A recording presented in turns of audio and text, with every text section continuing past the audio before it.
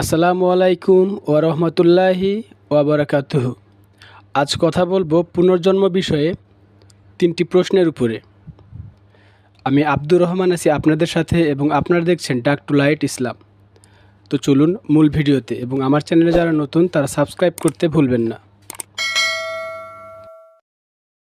পুনর্জন্মে বিশ্বাসী ব্যক্তিরা পুনর্জন্মকে সত্য বলে প্রমাণ করতে প্রথমে যে কাঠামো বা প্রশ্ন সামনে আনেন তা হলো, যদি পুনর্জন্ম না থাকে তাহলে কিছু মানুষ ল্যাংড়া খোড়া প্রতিবন্ধী হয়ে জন্ম নেয় কেন?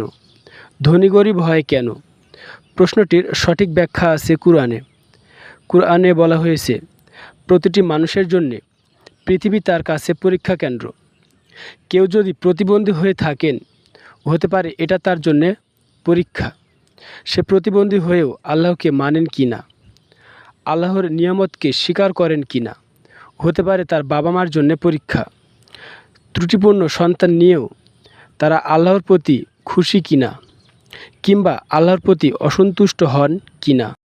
একইভাবে কিছু ব্যক্তিকে অগাধ ধন সম্পদ দিয়ে আল্লাহ পরীক্ষা করেন।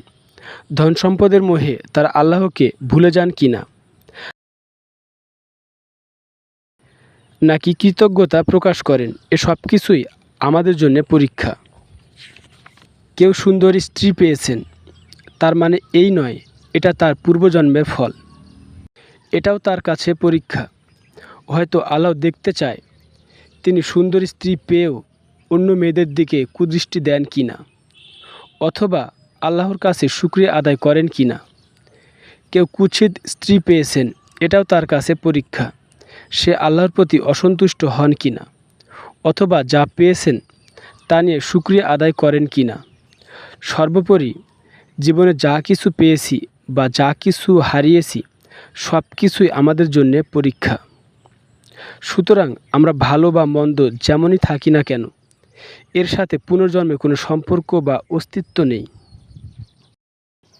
পবিত্র কুরআনের সূরা আল কাহফের 7 নং আয়াতে বলা হয়েছে, আসলে এই পৃথিবীতে যা কিছু সাজ সরঞ্জাম আছে তা দিয়ে আমি পৃথিবীর সৌন্দর্য বিধান করেছি তাদেরকে পরীক্ষা করার জন্য, যে তাদের মধ্যে কে ভালো কাজ করে। এখানে পৃথিবীর সাজ সরঞ্জাম বলতে চন্দ্র সূর্য বৃক্ষরাজি জীবজন্তু কীটপতঙ্গ সব কিছু বুঝিয়েছেন, যা আমাদের পৃথিবীর সৌন্দর্য বিধানের জন্য আল্লাহ সৃষ্টি করেছেন। এবং এত কিছু আমাদের চারপাশে আল্লাহ তাআলা দিয়েছেন আমাদের পরীক্ষার জন্য। আমরা এত কিছু পেয়ে আল্লাহকে ভুলে যাই কি না, আমরা ভালো কিছু পেয়ে আল্লাহর শুকরিয়া আদায় করি কি না, খারাপ কিছু পেলে আল্লাহর প্রতি অসন্তুষ্ট হই কি না। উপরোক্ত আয়াতে স্পষ্ট বলা হয়েছে, মানুষ ব্যতীত সমস্ত বস্তু এবং প্রাণীকুল পৃথিবীর সাজ সরঞ্জাম। অথচ অনেক পুনর্জন্মে বিশ্বাসীরা বলে থাকেন, মানুষ নাকি খারাপ কর্মের ফলে মৃত্যুর পরে অনেক পশু পাখিতেও জন্ম নিতে পারে। আবার পশু পাখি মৃত্যুবরণ করে নাকি মানুষ হতে পারে। আপনারাই বলুন, পশু পাখি কী এমন সওয়াবের কাজ করে মানুষ রূপে জন্ম নিতে পারে? অথবা মানুষ খারাপ কাজ করে যদি মৃত্যুর পরে পশু পাখি হয়ে জন্ম নেয়, তাহলে সে তার পাপের জন্যে কী প্রায়শ্চিত্ত করবে? তার তো মন বলে কিছুই নেই, সে তো ভালো মন্দ কিছুই বোঝে না। সুতরাং এই আয়াতে স্পষ্ট পুনর্জন্ম বলে কিছু নেই। পবিত্র কুরআনের সূরা আল মুমিনুনের আয়াত 99 থেকে 103-এ বলা হয়েছে, এমনকি যখন এদের কারোর মৃত্যু উপস্থিত হবে, তখন বলতে থাকবে, হে আমার রব, যে দুনিয়াটা আমি ছেড়ে চলে এসেছি সেখানে আমাকে ফেরত পাঠিয়ে দাও। আশা করি এখন আমি সৎ কাজ করব। কখনোই নয়, এটা তার প্রলাপ ছাড়া আর কিছুই নয়। এখন এ মৃতদের পেছনে প্রতিবন্ধক হয়ে আছে একটি অন্তর্বর্তীকালীন যুগ, যা পরবর্তী জীবনের দিন পর্যন্ত থাকবে। তারপর যখন সিংহায় ফুঁক দেওয়া হবে, তখন তাদের মধ্যে আর কোনো আত্মীয়তা বা সম্পর্ক থাকবে না এবং পরস্পরকে জিজ্ঞাসা করবে না। সে সময় যাদের পাল্লা ভারী হবে তারাই সফলকাম হবে, আর যাদের পাল্লা হালকা হবে তারাই হবে এমন সব লোক যারা নিজেদেরকে ক্ষতির মধ্যে নিক্ষেপ করেছে। তারা জাহান্নামে থাকবে চিরকাল। অর্থাৎ ঈমান আমল নিয়ে মৃত্যুবরণ করলে আপনি পাবেন জান্নাত, আর গুনাহগার হয়ে মৃত্যুবরণ করলে যেতে হবে জাহান্নামে।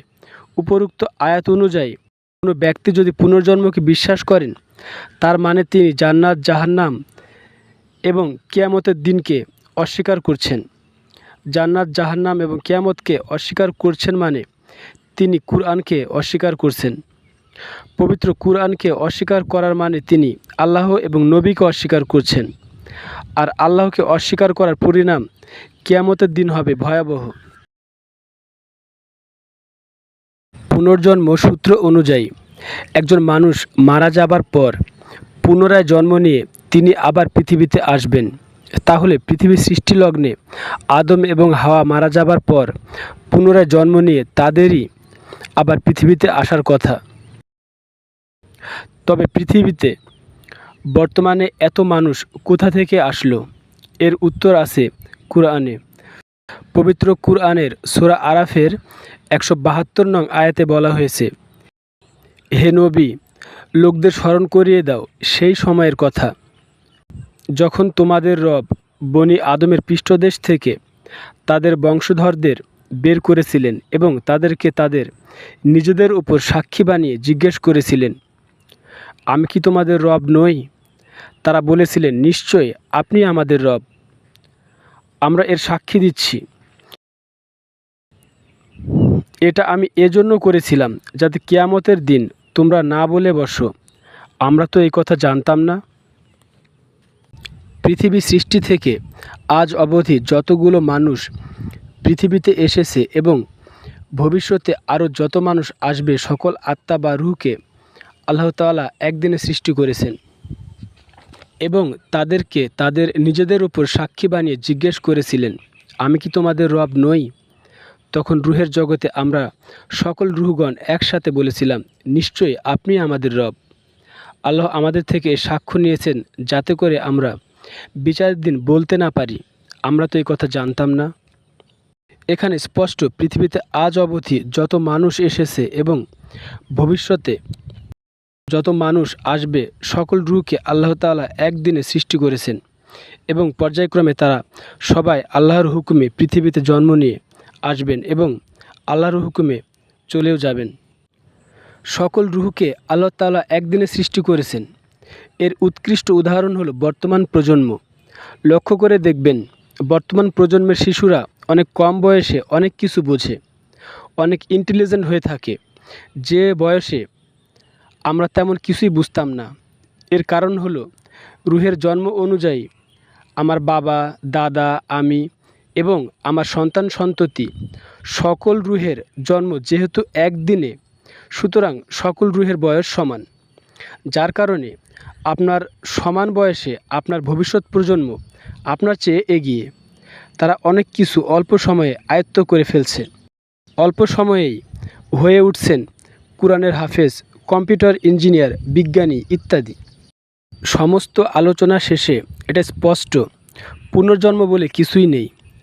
আমরা রূহের জগৎ থেকে পৃথিবীতে এসেছি, মানুষরূপে জন্ম নিয়ে আল্লাহর পরীক্ষায় অংশ নিয়েছি। মৃত্যুর পরে কিয়ামত পর্যন্ত দীর্ঘ সময় কবরে অবস্থান করব।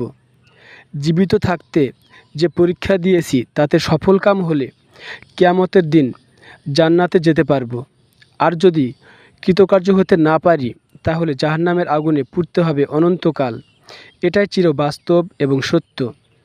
আর এ কথায় আল্লাহ তাআলা আমাদের যুগে যুগে স্মরণ করিয়ে দিয়েছেন তার পাঠানো নবী রাসূল এবং আসমানি কিতাব দ্বারা।